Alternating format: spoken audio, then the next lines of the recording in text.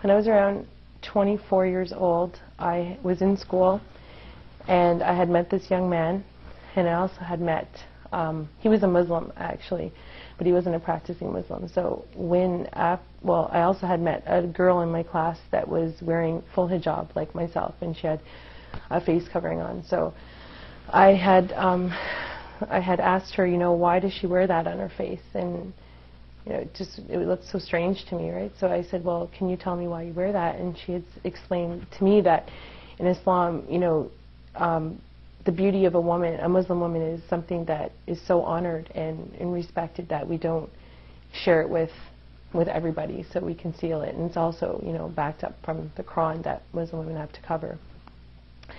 So I thought that was interesting. So then I said, okay, fine. I left it, and I had a relationship with this man at school. He was like a boyfriend. So I had later. I also had another friend. I'm not going to mention his name, but he was an Arab and he was Christian, and he thought, I guess at the time, that I was going to convert to Islam because I had this boyfriend, and even though I had no interest really about Islam, right? So he actually prompted me to learn about Islam, because he used to bring, he used to work at this gas station close to my neighborhood, and he used to bring me information protesting, going completely against Islam, saying that Muslim women are, I guess I should be honest and say exactly what he said, that are whores, and that they're allowed to have more than one man, right? And this is actually coming from the Quran, he said. So I said, I said to this guy, I'm like, I really don't think that's true. I said, because my reference point back to the girl at school, I said, it doesn't make any sense, right? And I said, why would she cover if she was promiscuous? So I said, well, I don't know about that. So I said, and I guess in his mind, he was trying to get me away from, converting, because he thought, because of this Muslim boyfriend, he was going to marry me, or it was like he was in a panic, telling me, bringing literature to me. He would bring literature to my mother at the store and pass it up to my mother. So I said, I don't even want to read this. I said, I'm not interested in anything about this. So anyway, I just said, I got fed up, and that made me interested. So I decided to go to the mosque and find out about what Islam was. And to be honest, I didn't really find out too much from there. And I thought, from what I did learn, that he was wrong. There was nothing in the Quran that stated that Muslim women are allowed to be promiscuous in any way. So I thought my journey ended. But it didn't. It actually just begun from there. So I went back, and I later found out that I was pregnant for the Muslim guy at school, and but he had left me. So I was now 5 months pregnant, and I was on the subway going to this new school. And from there, I looked up. I was sitting on the subway, and I looked up, and I saw Salia, the girl that I had met with the full hijab at school before. And I'm like, oh, I said, hi, how are you? And she's like, fine. And I said, where are you going? And she's like, well, I'm going to this new school. And I said, well, what one? It just so happened that we were both going to the same school now. We became very good friends, and I learned a lot about Islam from her. And it was never, I wasn't really, like before, going to the masjid or the mosque and inquiring for myself. Islam just came to me now, and I became friends with her and a few other girls at school, and she would often invite me, to her house, and I learned so much about Islam, the character of a Muslim, and and also I found very interesting was that she actually memorized the Quran, which is like, to me, just a book at the time, and it was like word for word she memorized it, and I was like, wow, this is amazing. So I wanted to know, what was in this book? What was so amazing about a book that someone would memorize word for word? And, there's just so many things that, that amazed me. And being around a Muslim person, a practicing Muslim person, do you see the beauty of Islam? And I don't know how to sum that up or give you one particular point, but I would go to her home, and I would see how she would interact, how she would dress, how she would eat, even how she prayed. I mean, I was out with them numerous times where she would, say, oh, Crystal, you know what, I have to go pray. I have to find a place to pray. I found that amazing. Like, you're just going to stop and it was winter time, freezing, And they were just a big support for me, especially at the time when I had nobody, you know. To be honest, I still wasn't interested in converting to Islam at all. I just said, nice religion, but not for me. So, after I had my daughter, I started realizing, like, what am I going to teach my daughter? Like, what am I going to teach my daughter? Like, how am I going to grow my daughter up?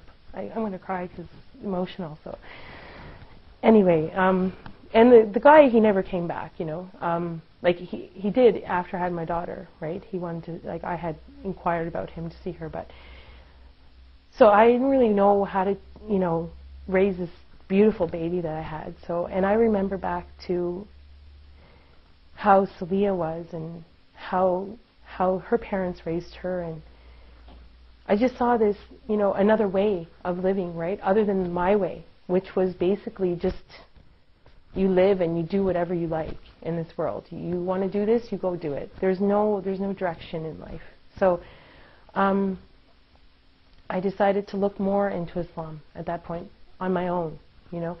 So Celia now got pregnant, and she started working at the masjid, just not far from here. And I said, well, Celia, I'm going to pop over, and, you know, every day, because I was home with my daughter, and I said, let me just come over and, you know, we'll talk about the Quran. I want to know more about it. It was hard. It was hard to find the concept of, you know, what is God. And from these experiences that I had at the masjid, I came to realize that there was a God. And, you know, one day I decided, you know, to go to the mosque. My daughter was 6 months at this point, and I was there, and I was in the room, and, you know, like, I was serious. I really wanted to know about this religion before I converted, because I never was baptized before. I never had any, you know, conversion to any religion. So I wanted to find out, you know, really, was this for me, you know? And from there, I was there one day, just, you know, like every other day, just visiting her in the office and talking about Islam and God and who He was, and, you know, what Islam can offer me and my daughter. And so one day there was a funeral of a baby girl, and from there I just thought, life's so short, you know, like, you have to really make a decision about where you're going. So I converted that day.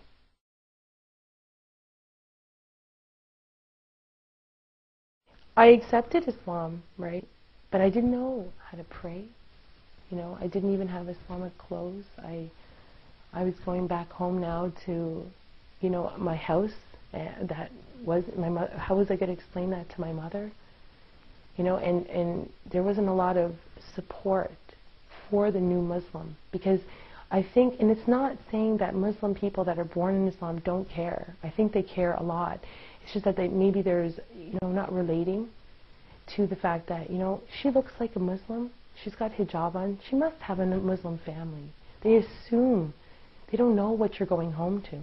My life is different because, well, I just think of one thing. Maybe this might be not the best thing to say, but health-wise, I'm so much more healthy. I used to smoke. I don't have to say that, but I used to smoke, and I used to drink.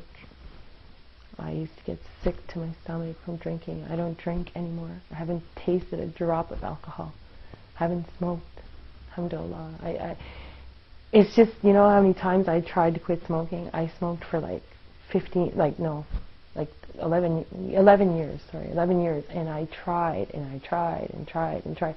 I am a successful non-smoker right now, and I just owe that to God, because there's no way I could have done it, like, especially, you know, with the support of the type of people I'm around, you know. It's your environment, you know. My environment is so much more healthy. I have direction in my life. I have more spirituality in my life. Like, I feel that I know why I'm here, you know. Like, I wake up in the morning and it makes sense. Like, I actually know why I'm here on earth. Before, it's like you're just here and you're like, what are you doing here? I used to have conversations with my friends, my non-Muslim friends, and say, we would come up with ideas why we're here, but now I know. That gives you direction. That gives you a lot of confidence, right? that you're not alone. And so I'm better spiritually, mentally, emotionally. My daughter, you know, I see a future that is with God in her life, not like how I grew up. And that entails many, many positive things. You know, I always dream, like, you know, she's going to grow up and she's going to be better than me, you know, like much better. You know, she won't go through all the things that I went through because she's going to be protected by Islam. You know, like, drinking won't be in her life. Having boyfriends, maybe having children without someone there with her, you know, like what I went through. You know, I want her to know the value of herself, and I think she will. Islam will teach her the value of who she is.